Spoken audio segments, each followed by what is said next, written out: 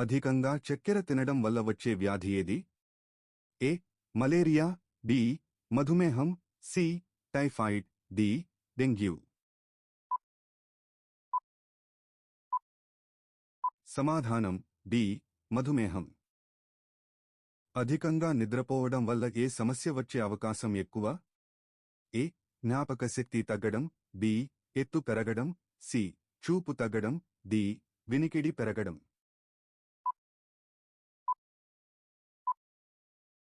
సమాధానం ఏ. జ్ఞాపకశక్తి తగ్గడం. రోజుకు చాలా తక్కువ నీరు తాగితే మొదటగా ప్రభావితం అయ్యే అవయవం ఏది? ఏ. Kidney, B. గుండె, సి. ఊపిరితిత్తులు, డి. చెవి.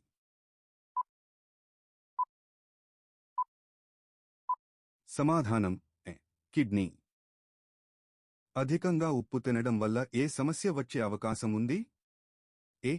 రక్తపోటు, బి. జ్వరం, సి. దగ్గు, డి. మధుమేహం.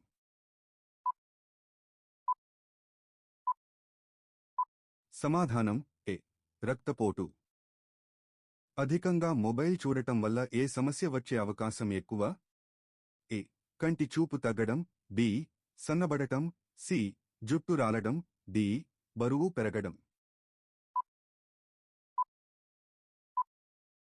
సమాధానం ఏ. కంటి చూపు తగ్గడం. అధికంగా జంక్ ఫుడ్ తినడం వల్ల ఏ అవయవం ఎక్కువగా దెబ్బతింటుంది? ఏ. కాలేయం, బి. Kidney, C. గుండె, డి. ప్రేగులు. సమాధానం ఏ. కాలేయం. అధికంగా కూల్ డ్రింక్స్ తాగడం వల్ల ఏ సమస్య వచ్చే అవకాశం ఉంది? ఏ. దంతక్షయం, B. Ulcer, C. Kidney, D. కాలేయం. సమాధానం ఏ. దంతక్షయం. అధికంగా తినడం వల్ల శరీరంలో మొదట పెరిగేది ఏది? ఏ. రక్తం, బి. కొవ్వు, సి. ఎముకలు, డి. కండరాలు. సమాధానం బి. కొవ్వు. రోజుకు చాలా తక్కువ నిద్రపోతే ఏ హార్మోన్పై ప్రభావం పడుతుంది? A. Melatonin, B. Insulin, C. Adrenaline, D. Thyroxine.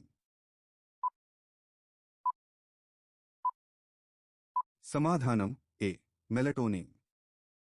ఎక్కువసేపు కూర్చుని ఉండడం వల్ల ఏ సమస్య వచ్చే అవకాశం ఎక్కువ? ఏ. జుట్టు రాలడం, బి.